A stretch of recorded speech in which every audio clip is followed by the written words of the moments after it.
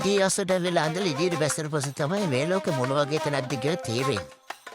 පාට බහැලා මොන වගේද කියලා ඒ පරිසරය බලලා වෙනස් දෙයක් මොකක් හරි කරන්න හිතාගෙන පාට බහින්න. නැත්තම් මේ කාලකණ ජීවිතෙන් ඇති දෙයක් නැහැ. මොකක් හරි අලුත් දෙයක් කරන්න ඕන. සතුටු කියන දේ හොයාගෙන යන්න ඕනේ. සතුටු කියන දේ හොයාගෙන යන්න නම් අපි වෙනස් දේවල් කරන්න ඕනේ. ජීවිතේ කරන්න කොච්චර වෙනස් දේවල් තිබුණත් ඒ වෙනස් දේවල් කරන්න අපිට වෙලාවක් එන්නේ නැහැ. අපිට වෙලාවක් හදාගන්න බලාගෙන හිටියොත් අපි ජීවිතේ කවදාවත් වෙලාවක් හදාගන්න වෙන්නේ නැහැ. ඉතින් අපි වෙලාවක් හදාගන්න වෙනකොට අපි කොහොම හරි ඉන්න වෙලාවේ කොහොම සතුටින් ඉන්න මොකක් හරි හේතුවක් හදාගන්න එකට නෙවෙයි කියලා තමයි මට නම් හිතෙන්නේ.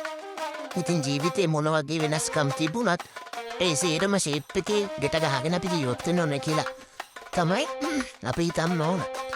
ඉතින් එහෙම හිතලා තමයි මේ පාට බැස්සේ. පාට බැස්සට පස්සේ තමයි පුටාල ගස්සෙන්නේ. පුටාලකට හොලම් පොඩ්ඩක් ගහගෙන මඩවලක දිතුම් පරක බතම ඇවිල්ලා. මඩ නාගෙන ගෙදර යන්නේ තාගෙන තමයි පාට බැස්සේ. ඉතින් ඔය පේනෝනේ අපි යන පාරවල් ලස්සන.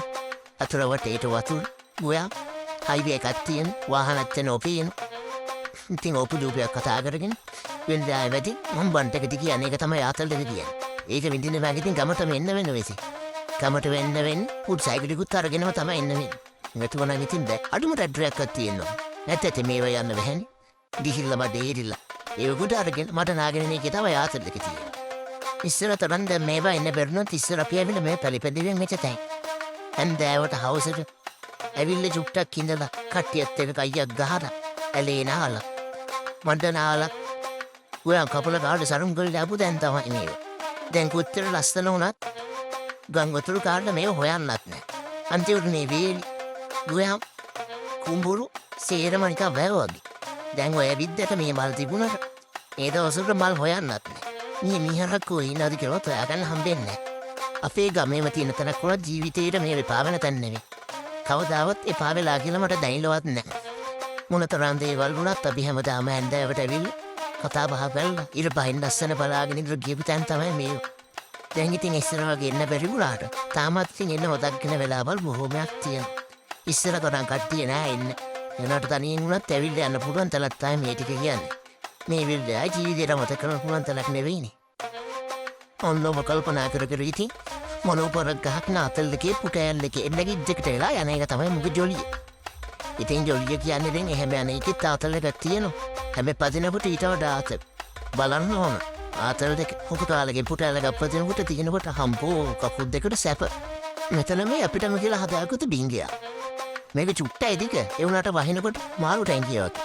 හොඳට වහන කරලා පොඩ්ඩක් පීනන්න උලත් පුළුවන්. සබන් කෑල්ලක්වවත් හදිසියෙන් නාගෙන එහෙම යන්නත් පුළුවන්. දැන් ඔය හරවන්න යන්නේ මං ජීවිතේට ගිප් නැති පාරක. මාත් කල්පනා කරා මේ යනකොට මේ පාරෙම කවදාවත් ගිහිල්ලා නැහැ මේ කොහෙද යන්නේ කියලා. බලන්නකෝ මේ පාර ලස්සන. චූටි මඩවල වලුටි කොයි වෙලාවෙත් පත බෑවේ ඉඳන්නේ කියලා කල්පනා කර කර ගියේ. ඔය මේ හැරෙට මට පේන්නේ එහායින් එන පොඩි බයික් එක. අය කලින් ඉඳලා දැක්ක. අඟට රකට මං ගාල්ලේ සීට් එකේ පැනලා මාරු වෙලා අයින් කරගත්තා. පුංචි අද්දකියන් තමයි දවසක ලස්සන මතකයක් වෙන්නේ. දවසල මතකයතු කරාට පස්සේ තමයි මේ දේවල් මතක් කරගෙන සතුටින් ඉන්න පුළුවන් වෙන්නේ. ඒක නිසා යන හැමතැන වීඩියෝ කාලක් ෆොටෝ එකක් ගහගෙන කවදාවත් අමතක කරන්න හොඳ නැහැ. මෙන්න මේ වගේ මඩවලක් වුණත් මේ වගේ පුංචි පාරක් වුණත් ජීවිතේට අමතක කරන්න හොඳ නැහැ. ඕනම වෙලාවක ප්‍රශ්නයක් වුණාම හිත හදාගෙන එවිදලා කළා මලක් කඩාගෙන එහෙම යන්න පුළුවන් හොඳ තැනක් මේක. මලක් කඩාගෙන කියලා කිව්වේ ඕනෙගේ මලක් කඩාගෙන කතාවක් නේ. මේ දෙපැත්තේ උන්නේනු ලස්සනට පිපෙන මේ තැන් ටිකක් තියෙන මේ හරිය. ඉතින් අද හවස ආපු නිසා මලුත් නැහැ. බලමු මිස්තරාට ඒක කඩාගන්න පුළුවන් ගෙඩි කියලා බැරි වෙන ගලුත් නැහැ. එකක් දෙයක් කර නැති වෙන එකක් නැහැ කොහොම හරි. මම මේ තාමත් බලන්නේ මේ වෙත්තේ මලක් කඩාගන්න තියෙ දෙක. එහා පැත්තේ උළු තියෙනවා නෙළුම් තියෙනවා. නෙළුම් කොලයක් කඩාගන්න බැලුවොත් නෙළුම් කොලක් තියෙන පොඩියේ. ලොකු කොල තිබුණේ නැහැ. ලොකු කොලයක් කඩාගන්න ආසාවෙන් තමයි හොදවස බලන්නේ. කඩාගන්න තැන් තිබුණට ඒ තැන් උඩ යන්න බෑ නේද? මට වැඩිනේ. ඉතින් කොහොම හරි හොඳ දේවල් හම්බෙන්නේ පරක් වෙලා කියනවනේ. ඒක නිසා පහුවෙන දුන්නා සෑහෙන වෙලාවක් හොඳ දෙයක් හම්බෙන්න බලන්න. දන්නවද දෙයක්? මේ ලෝකෙ මිනිස්සු ඉන්නවා මේ වගේ අවස්ථාවලට හරි ආසාවෙන් හරි ආදරෙන් බලන් ඉන්න මිනිස්සු. තව ඉන්නවා මේ විදිහට කොහෙත්ම කැමති නැති මේවා හෙන්න මල විකාර කියලා හිතන මිනිස්සු. උනාට මේ වගේ පරිසරයක ජීවිතේ විඳින්න ඒ ලස්සන දකින්න පුළුවන්කම හැමෝටම නැහැ. ඒ දේවල් විඳින්න පිනක් තියෙන්න ඕන. ඒ පින හැමෝටම නැහැ. ඒ පින ලබන්න රේසියෙන් පින් කරන්නෙත් නැහැ කවුරු. මල්ලන් ඒ අතින් ගොඩාක් පින් කරලා තියෙනවා. කොහොමද මේ පාරට එන්නේ? යන්න පුළුවන් ඉතින් බයිසිකලයකට විතරයි. චූටි වතුර පාරවල් තනකොළ දෙපැත්තේ. මේ හරිනම් අනිවාර්යෙන් මල කඩා ගන්න බැරි වෙන එකක් නෑ. ඉස්සරහට යන වැදිච්ච වතුර ටිකක් තියෙනවා මට පේනවා.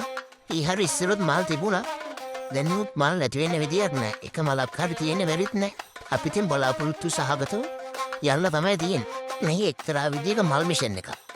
කඩා ගන්න අමාරු මල් වලට ආසෙ හිතෙන එක. අනේ මන්ද පුරුද්දක්ද කියන්නේ. ඒකෙන් දාන්නල මෙහෙම. හෙට ගියේම කඩා ගන්න බැරි මල් පස්සෙම. අදටත් ඒ පුරුද්ද ඒ විදියටම තියෙනවා.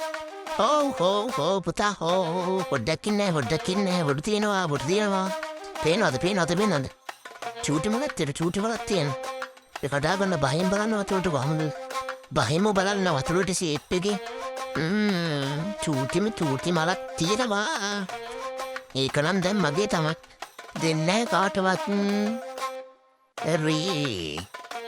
නැත්තෙන් නම් ගලෝ ගත්තා ඒ වැඩෙත් හරි බලන්නකො ඒක ලස්සන මල් මිෂන් එක නම් හරි. ඔන්න දැන් අපි ඉතින් ගෙදර යන්න හදන්න. අදට ඇති. රවුම ගැහුවා. හොඳටම මහසි. කබුත විරත් හොඳ එක්සයිස් එක. මෙතන ලපිටි පස්සේ අම්මට අන්තිමට පදින සෙට් වුණා. දැන් මට අතල් පුදුම අතල් එකක් තියෙන. අකුතේකට හරි සනීපයි. දැන් මේක හරි අමාරුවෙන් කරාට ඉස්සර හරි ආසාවෙන් කරපු දේවා. දැන් ඉතින් කාලේ ඇත්තට හැම දේ වෙනස් වෙනවා. ඒ නිසා මේ දේ උත් නැසලා තියෙනවා. ඉතින් හිතුණා කාලේ ගින්න කුරුපු දෙයක වීඩියෝ එකක් කරන්න කියලා. මේක තියෙන ලස්සන අත්දැකීමක් වේවි කියලා හිතනවා. සුපිරිම දවසක් අද. එහෙනම් අදට නවතිනවා.